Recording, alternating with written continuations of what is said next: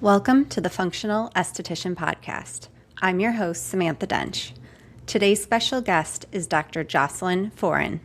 We are going to talk about metabolic health, insulin resistance, nutrition, cholesterol, and inflammation. Before we get to today's interview, let me introduce Dr. Jocelyn. Dr. Jocelyn Foran has been a physician for 28 years, working in acute care as an anesthesiologist. She has also been a patient living with ulcerative colitis. By changing her diet, she transformed her health and her life. She now helps others stay out of hospitals. Having a career providing drugs to stop pain or render someone unconscious to have surgery is a humbling realization that for chronic illness, diet has a far greater power than drugs.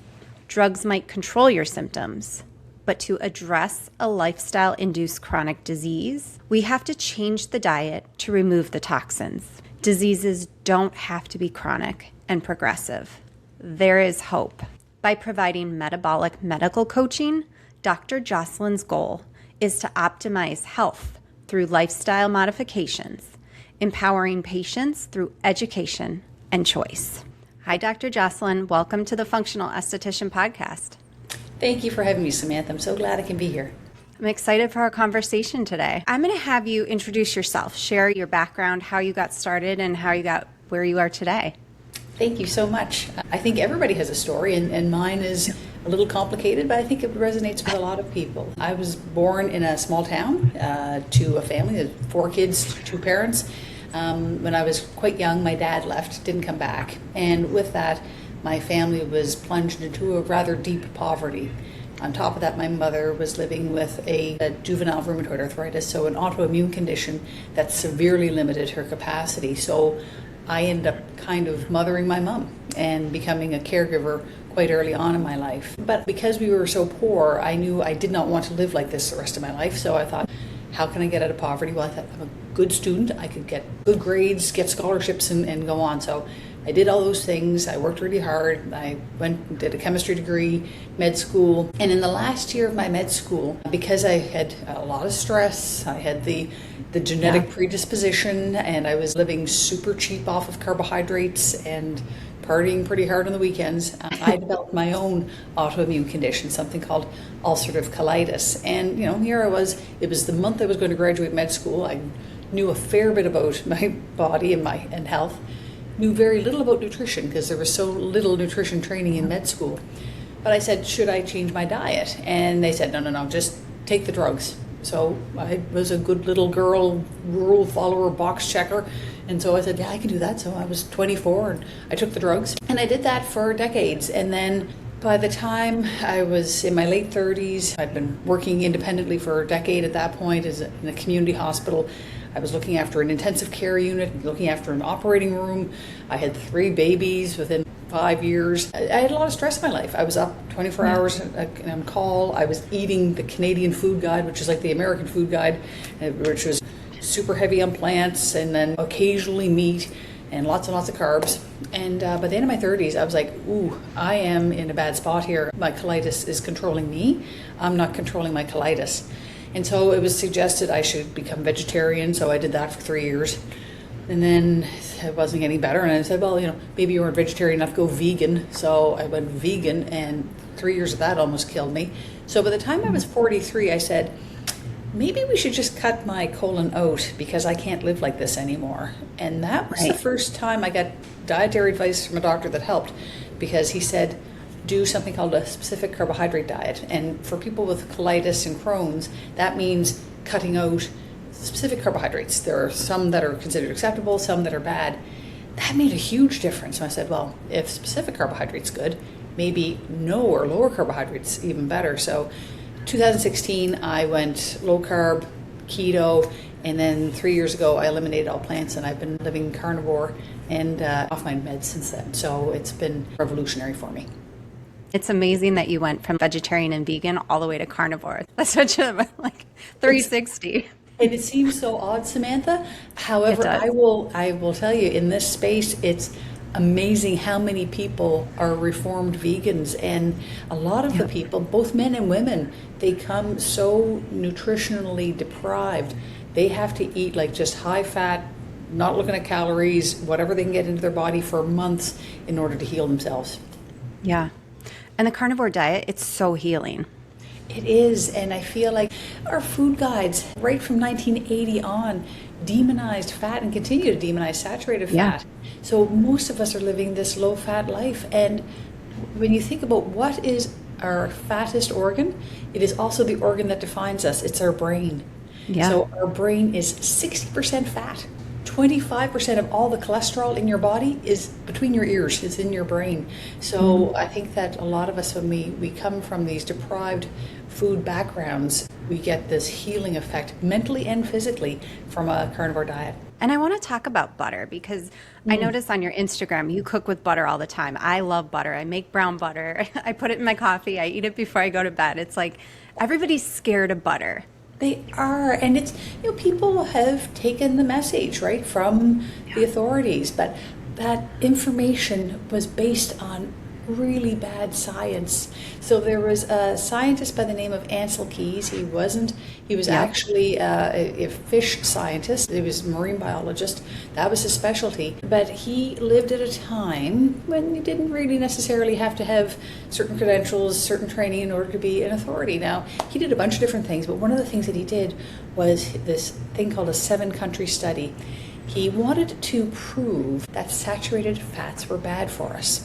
So he went around the world.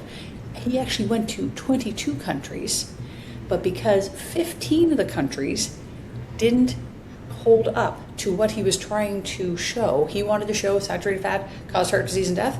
Well, 15 countries showed high saturated fat did not cause heart disease and death. So he eliminated those ones, but he just used the data from the countries where he could make a connection between high saturated fat and heart attack and death, and that's what he did, and that's what he published, and that's what became the foundation for our food guides. And he was a real bully. Like I always say, he was more of a bully than he was a scientist, but because he was willing to manipulate the data and look the other way, he was able to get his information to the federal authorities. The other thing that he did was he did a study in the late 60s, early 70s. It was called the Minnesota Coronary Study. He wanted to prove, again, saturated fat caused heart disease. So he took saturated fat out of the food of people living in mental health institutions, took it out of half of the people. Instead, he replaced those saturated fats with seed oils, with vegetable oils. And the other half, they had the regular saturated fat diet. So they had butter on their potatoes, they had cream in their coffee, they had ice cream made with real cream. And what they showed was that, yes, indeed, they lowered the LDL in the people that had the vegetable oils put in their diet, but they died more often. And so because, again, it wasn't the data he wanted, he buried the data, he hid it, and it wasn't exposed until 10 years ago. And that's when we've actually said, it was a perfectly conducted study, it showed the outcome it needed to, and yet we have all been harmed by not having access to that data for the last 50 years. Yeah, and cholesterol is one of the most important things our body needs. Absolutely. So again, with the idea of what's in butter, butter is high in saturated fat, high in cholesterol.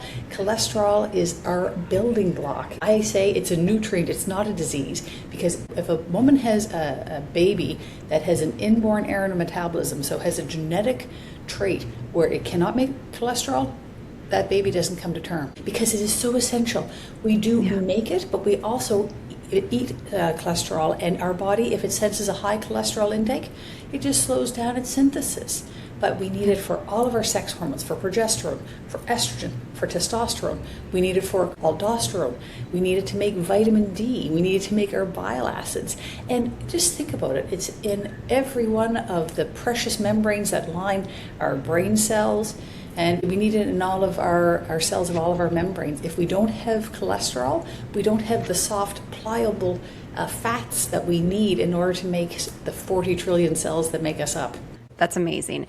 I want to switch gears a little bit and talk about heart disease, because most people hear the word cholesterol and they automatically think like, oh, I'm going to have heart disease or I'm going to have a heart attack. So why don't we speak about that? Oh, one of my favorite. Let's open up that can of worms. This is something that it is now a conditioned fear. When you think back to our grandparents and great-grandparents, the way that they were raised, the way that they ate, they didn't know a damn thing about cholesterol. They were just eating what they ate, right? And so cholesterol has been demonized because of fear by medicine. So when did heart disease become the number one killer of humans? Almost 100 years ago. 1930, that's when it took over. And why? Well, there was advancements in medicine so that things like if you fell off a roof and you broke your leg, you didn't have to die of infection anymore. You didn't have to have an amputation done. Like, we were able to do surgery, and then antibiotics came up. But number one killer then took over as being the heart attacks. So when they started to do autopsies on those heart attack victims, they opened up the vessels and they looked at the heart and they said, oh, wow, there's all this like kind of mealy looking substance in the vessels, which was absolutely cholesterol, right? Yep. So then they said, oh, cholesterol must be the cause of heart disease. But what they didn't know, or what they had forgotten, was research that had taken place many years before that. In 1850, vascular researchers looked at heart attack victims' blood vessels, and they said, oh, there's inflammation in the blood vessels. Oh, there's little tiny blood clots that are there because of the inflammation. And so when we think about if we cut our arm, right, we get a bunch of little platelets come in, we get a scab that forms and then it heals and it falls off. Similarly, when we think about our blood vessels, Samantha, I think about, just a circle, right? Inside that circle is a very soft, important lining called a glycocalyx. And that glycocalyx, if you've ever picked up a fish, you know that slippery feeling? Yep. That's it. That's a glycocalyx. So that inner lining of our blood vessels is super slippery. It's like nature's Teflon to prevent blood clots. And it also releases a special substance called nitric oxide, which opens up our blood vessels and allows for easy flow.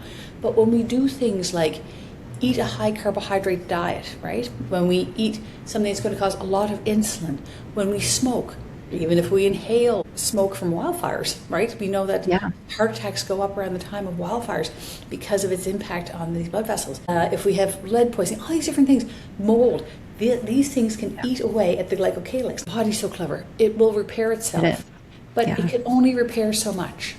So if we end up eating an ice cream sundae and then have a smoke and we're in with wildfires, at a certain point the blood vessels say, I can't repair it anymore, and it starts to injure the inner lining. And what happens when the inner lining gets injured? A little blood clot forms. And when that blood clot forms, it has all of the constituents that are in blood. So it's going to have white blood cells, it's going to have red blood cells, it's going to have cholesterol in it. That cholesterol comes in, it's like a Band-Aid that then soothes the inner layer to make the inflammation go down. People say cholesterol caused the heart attack. No, it didn't cause the heart attack. Cholesterol was the firefighter that came in and made the inflammation go away. So my whole point is that cholesterol might be in the plaques in our arteries from heart disease, absolutely. But don't blame the firefighter for what the arsonist did. So I want to get to people realizing it's high insulin and high levels of inflammation that cause heart disease, not cholesterol. Yeah, insulin, it's a big one. Insulin resistant. I feel like most of the patients I work with, they're all insulin resistant. Absolutely. And it's so interesting, Samantha, because I have people message me online. They say, well, if you were to have some before and after pictures of you, it might be more powerful. I'm like, well, I hate to disappoint. I was never obese. Obesity wasn't my manifestation of insulin resistance, right? I was eating a super high carb diet, but I used to compensate. I'd exercise extra hard, right? That whole diet culture thing. So I would restrict myself, or then I would go for a 10-mile run. All those things I would do instead, but I didn't become obese. So when we think about insulin resistance, I think about it like a chameleon, and it shows in different ways. So it can show up as obesity or depression or dementia or autoimmune. It can show up as cancer or high blood pressure, or even muscle wasting, sarcopenia. It can show up in acne. So all these things are insulin resistance. So when we start to look at all chronic diseases, we realize they all have insulin resistance at the root. And most people don't even realize insulin is a hormone. It is, and you know what? And it's like anything, right? Too much of a good thing. So thank God we have insulin.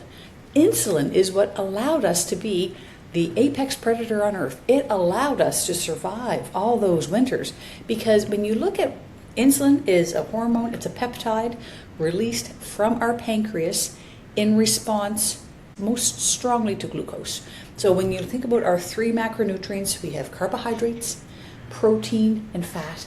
Well, fat barely rouses anything out of the pancreas, but by far carbohydrates are the strongest, and it makes sense because insulin is a fat storage hormone.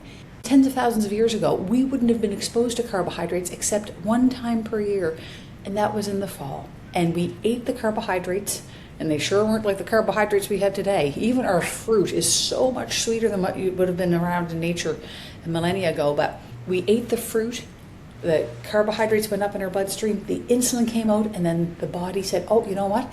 We're going to put on some fat stores, we're going to put fat subcutaneously, we're going to put fat in our liver, and then we'll be able to survive. But instead, now we've got, pastries for breakfast, right? And so we are never in that kind of survival situation. So instead, we are in a pathologic, almost like a carb toxicity form of insulin resistance. And there's not just carbohydrates that cause insulin to be elevated. Chronic stress is a big one. So, and why does that happen? So when we're under stress, a hormone called cortisol, which we make on our adrenal glands on top of our kidneys, but our cortisol goes up. And when cortisol goes up chronically, or goes up at all, we release more glucose from our glucose stores, and that subsequently stimulates insulin. So chronic stress is a big one that I feel gets under-recognized, especially by medicine. Oh, yeah. I want to go back a little bit, because most people think I have to eat carbs or I have to have berries in order to stimulate insulin. But can you talk about how our body naturally produces insulin and how it all ties back to the liver? Absolutely. So our body, it's quite amazing. We can make glucose tailor-made for our requirements, for our brain. Authorities often like to say that we need like 140 grams of glucose for our brain every day. And believe me, the brain is a metabolic hog. The brain is 2% of our body weight. It's 20% of our metabolism. So think about that. 1 in 5 calories that you eat has to go to power this beautiful organ. But we can make all the glucose that the brain needs from the proteins that we eat. About half the protein we eat will turn into glucose, right? So the amino acids themselves can be used to make glucose by the body. That's called gluconeogenesis. What a great word. Use that in Scrabble sometime. We can also make glucose even from the fat we eat. So when you think about fat, it's not a very good demonstration, but I'll hold up my 3 fingers. A fat is also known as a triglyceride. And there's 3 individual fatty acids strung together on a backbone of glycerol. And lo and behold, glycerol can go to be used to make glucose as well. So those are the ways our body has around getting glucose, but the body also uses other forms of energy other than glucose. Specifically, the brain, but the body in general can use not only glucose, but also ketones and lactate. So what is a ketone? A ketone is something the body uses as a fuel source. It's a clean burning fuel source when our insulin levels are low, and when our glucose levels are low, and our glucose storage is also low. The body will say, let's start using some fat stores, and it mobilizes those pinchable bits of fat that we have in our body, and it puts them into the bloodstream. They go to the liver, and then the liver makes these things called ketone bodies out of the triglyceride or the fatty acid chains.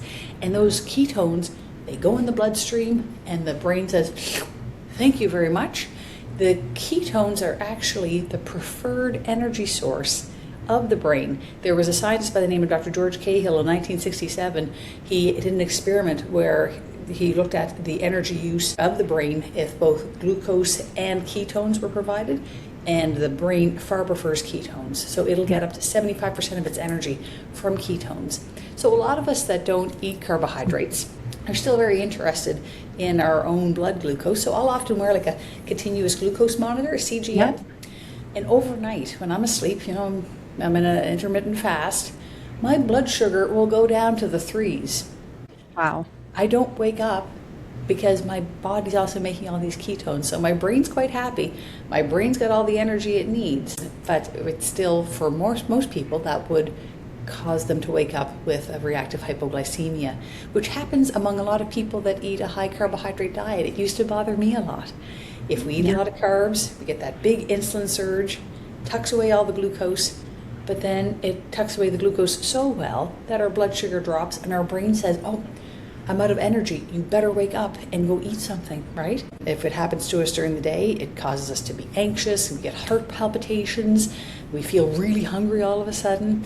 So those are things that are reactive hypoglycemia that people that live low carb, keto, carnivore just don't get because our insulin secretion is so stable. If somebody is insulin resistant or they're eating a lot of carbs, what would you do to help the body stop producing so much insulin and start getting into that fat burning mode? Oh, absolutely. Great question. A few things. If someone's been eating a high carbohydrate diet for years, I would suggest a gentle transition to a low carb ketogenic way. That's going to be more sustainable.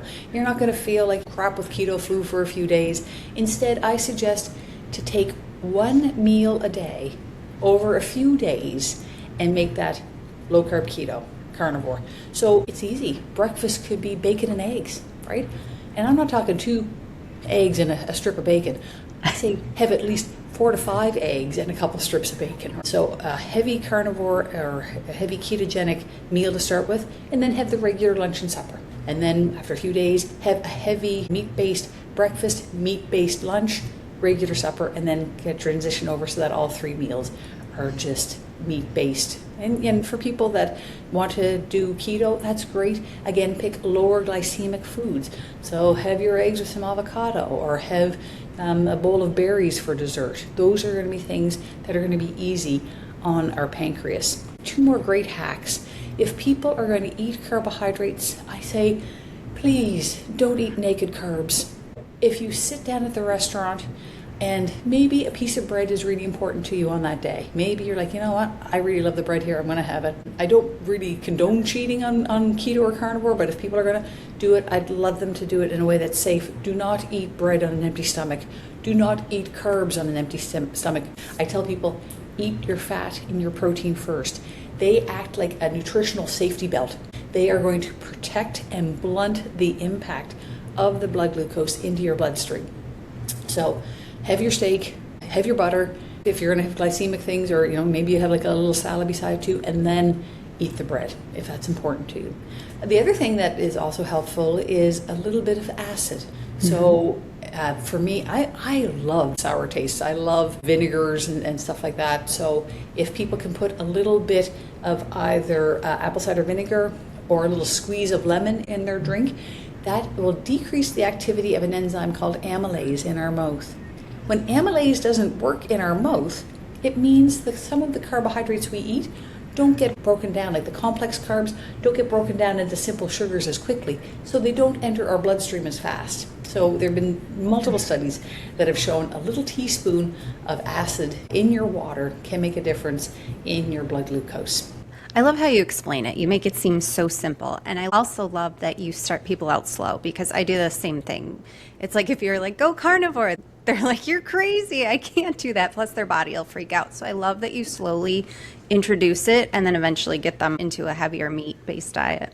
Absolutely. And I feel like, we've all tried our best for the last 30, 40, 50, 60 years. And if we've been eating this way for so long, we can't expect an immediate transformation. So be gentle and be compassionate with yourself too, because this is quite literally eating against the grain, right? And it's hard to do anything as a minority. So I hope people give themselves that grace. And I really think it's important when people make this transition, one of the best things we can do is to create safety. Create safety in your home, create safety in your social networks. So that means going to your cupboard and cleaning out all the crap. And I deal with a lot of mums. I deal with a lot of women who work so flippin' hard for their families, for their partners, and lastly, for themselves. So I say, you know what? No one does well with an ultra-processed food diet. So clean out the cupboards for everybody. But if there are special things that your kids or your partner wants, well, put them in a lockbox downstairs. They can access if they need to. But otherwise, make your fridge and your freezer and your cupboards as clean as possible so that things don't talk to you at 9 o'clock at night. And then to make safe spaces in your community, to go and talk to your people and say to your best friend, you know what, I need to look after my health better, that I want to reverse whatever conditions it might be. They might want to reverse their anxiety, depression, their reflux, their diabetes or prediabetes, their infertility, all these things. I'm going to do an experiment, and I'm just going to remove the carbohydrates because there are no essential carbs. I'm going to remove the carbohydrates for a month or 3 months and just see how I feel. And I tell you, I have not had many stories of people not feeling absolutely amazing with the removal of these, I call them, poisons, because they are a slow poison. We are like a self-cleaning oven. We just have to remove the toxins in order to let our bodies heal the way that they can. And another thing, I have a lot of patients that are very resistant to changing their diet because they're very social and they think to themselves, how am I going to eat when I'm out with my friends? Yeah, and that's a great question. And again, I come up with alcohol too, because I also don't drink alcohol. I know alcohol is a class 1 cancer-causing substance. It is the same potency of cancer-causing as smoking, as asbestos, and radiation. It's horrible for our mitochondrial health. But what I tell people is that, number one, when I go and socialize, if it's going to be at a restaurant, I do my research ahead of time. Take a look at the menu. See that they might have some simple burger patties you could order, or maybe they're steak and eggs. Or I find breakfast sometimes an easier one to socialize because a lot of restaurants will have eggs and bacon and sausages, and sometimes they have steak, and you can often make a simple plate for yourself. The other thing is if you know it's just going to be kind of like a socializer party appetizer, I don't go hungry. I make sure I have a good supper. And or if it's going to be like a dining event, I will bring something with me. So I'll call ahead and I'll say, look, I do eat in a way specifically for my health. Do you mind if I bring along some meatballs or some prosciutto or something that I know I can enjoy and then share with others as well? But I feel like it has become such a common thing with being keto or carnivore. People are kind of curious for their own health. And I feel like the judgment that first came to people that were keto 20 years ago is now shifting from judgment to curiosity. And so I like to share my story. And there are so many people that have opened up their eyes and changed their health because I was willing to be a little bit vulnerable in these social circumstances. Now, the other thing is there are often food pushers. And I have been guilty of being a food pusher myself, right? But if I have somebody who says, oh, you must try my lemon meringue pie, I'm like, you know what? It looks delicious. Thank you so much. I can't eat that because of my health. Oh my. Oh, it really affects my digestive tract and I can't do that. Oh, well, just one bite. I'm like, I need you to help me. I can't do it. So could you please make sure nobody else offers this to me because I can't? And often find by that point, they're like, I get it. This person is really committed. And I think a lot of people are very food addicted. Oh, for sure. We know that food addiction at least affects 15% of children, 15% of adults. And I think all humans have some form of emotional eating. When we're lonely or bored or scared or angry or celebrating, we turn to food. But I think true food addiction is continued use despite known consequence. People that know this bread is killing me, but I can't stop eating it. There are a lot of people with food addiction among us, and so those people I find sometimes they feel a little threatened when I talk about maybe taking away the thing that they've used for comfort for a long time. And I always love the words of Gabor Mate. He says, don't ask why the addiction, ask why the pain. There was an injury that resulted in that addiction. There's a core wound, a trauma that needs to be addressed. And I feel like until we figure out what that is, the food addiction continues. Yeah, and that's a big one because I feel like that will stop somebody from making that change, even though they have the information and they know that they should eat better. It's like a mental block. It'll stop them from taking action. Absolutely. Yeah, it's heartbreaking. One more thing I want to touch on is calorie restriction, because I feel like with carnivore and keto, you don't have to do that. And so many people think, well, if I'm cutting calories, then I'm going to lose weight. Oh, look. I made a comment on Higher Up Wellness. He's somebody on Instagram I follow, and I think a lot of his messaging is good, but just talked about the fact that if anyone's in a 1,200 calorie a day state, they will have to lose weight. I'm like, there are women in particular that have chronically dieted down to a 1,200 calorie a day metabolism that aren't losing weight. They're gaining on 1,200 calories a day. Our weight is so intricately tied to insulin. So they've done experiments back in 1984, and they looked at type 1 diabetics. So type 1 diabetics make no insulin. And they did their basal metabolic rate. They clocked it, and it was super high.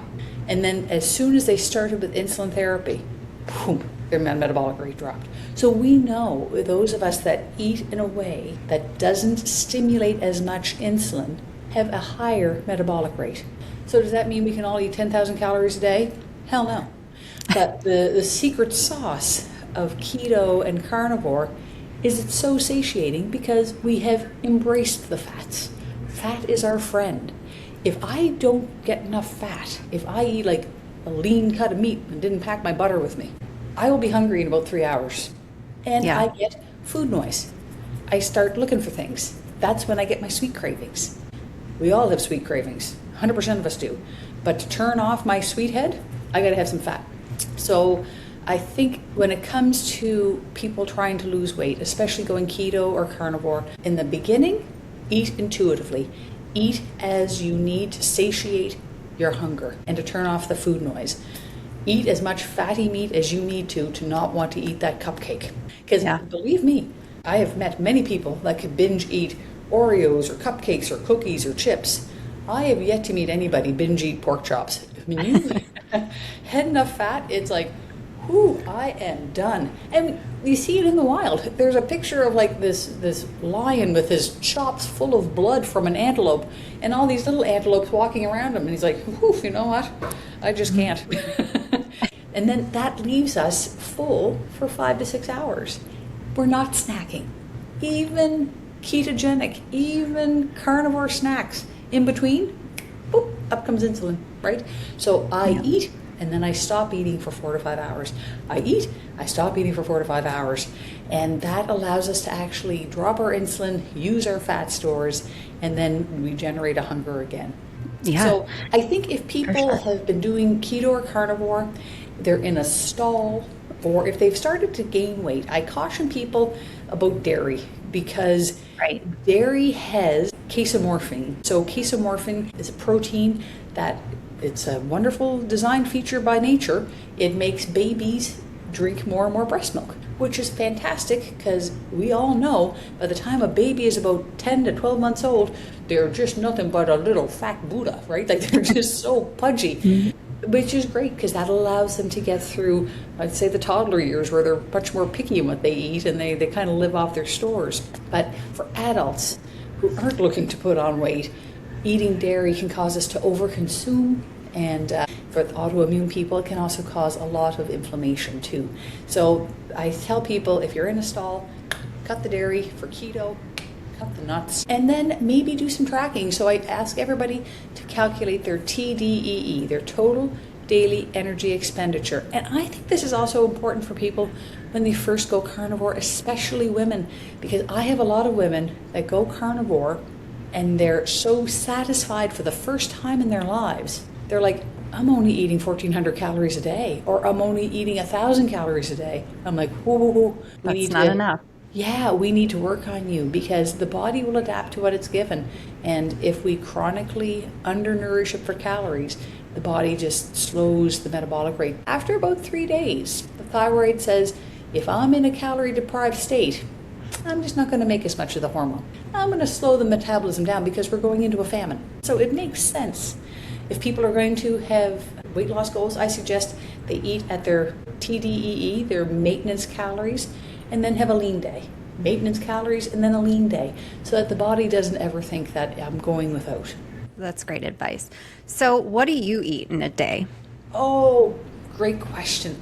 So every day I like to have at least a 14-hour fast.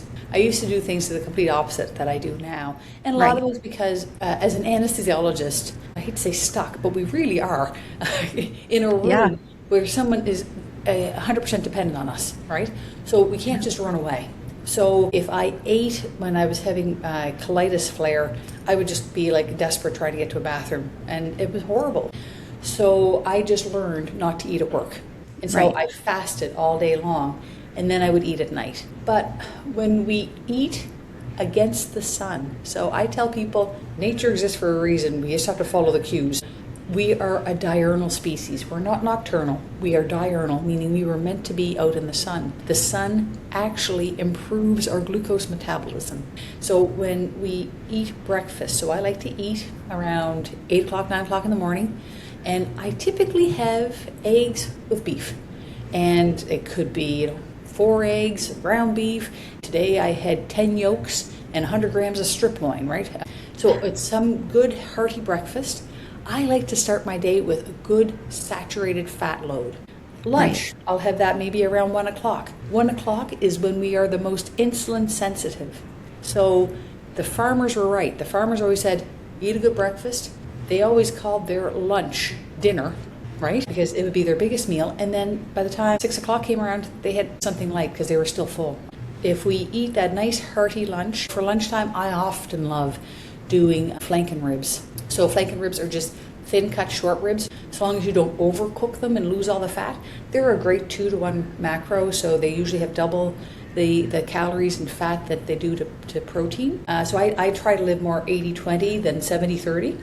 And then by the evening, I might have a couple hamburger patties, something like that, nothing huge. But I like to front load my day because, for example, if you have 4 eggs and a couple of strips of bacon at 8 a.m. and 4 eggs and a couple of strips of bacon at 8 p.m., you're going to make twice as much insulin at 8 p.m. than you will at 8 a.m. And the more insulin we need, the more insulin resistant we become. So I try to eat in a way that kind of takes it easy on my pancreas. Yeah. I like to have a nice window between when I stop eating and when I go to bed. I usually tuck in 9:30, go to sleep by 10. And so I try, if I can, to have my last meal by 5. Sometimes even in the winter I'll go earlier than that. But that allows me, again, to have that nice fast. As the evening goes on, especially in Canada, in the wintertime, the sun sets really early. But as soon as the sun goes down, the melatonin starts to rise in our blood. And melatonin is, obviously, it's our sleep hormone. We make it in our pineal gland in our brain in order to go to sleep. But as it rises, it suppresses the effect of insulin. And that's such an important feature for humans, because if overnight the melatonin is low or the insulin is high, that's when we start to drop our blood glucose. So high melatonin protects us from having low blood glucose overnight. That's so amazing. And I feel like a lot of women have sleep disturbances, and part of it could be the fact that they're eating too late.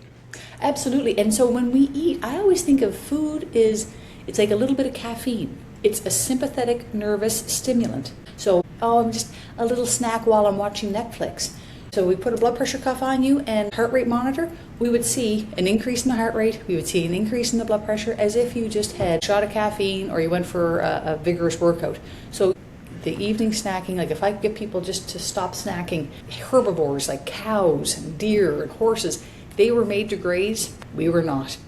Right. We were made to feast and then fast. I love that. What's one thing our listeners can start implementing today? Oh, the biggest thing is to eliminate ultra-processed foods. And so those foods have been engineered to be addictive, right? I'm actually reading a book called Sugar, Salt, Fat about the fact that the great lengths that the processed food industry, which was in the 1980s, many of the processed food companies were owned by the 2 big cigarette companies, Philip Morris and R.J. Reynolds. So these are the masters of addiction. They know how to stimulate dopamine, and they've done it through our food, through hyperpalatable food. Yeah. So by eliminating those ultra-poisoned foods, we get rid of not only sugar, but grains. Those 2 things are the biggest insulin stimulants. And we also get rid of the seed oils, which are highly inflammatory. But when we eliminate the grains, we also eliminate a lot of those anti-nutrients that are in our foods, like phytate or phytic acid. Phytate binds it steals the minerals we need, like calcium and zinc, iron, magnesium. So when we get rid of the phytate, we are actually able to absorb the things that we think we're getting when we look at the nutritional information, but we're not seeing the anti-nutrients being labeled either. Wow. I feel like we could go on and on all day. This is so amazing. Yes, yeah. How can our listeners find you? Oh, that's wonderful. Thank you, Samantha. So I am Metabolic Medical. I am on Instagram, Facebook, TikTok. I'm not on LinkedIn as much, but I also have a YouTube channel. Okay. I will put those links in the show notes so that way they can click and connect with you. That's wonderful. Thank you very much. Is there anything you want to add before we close today?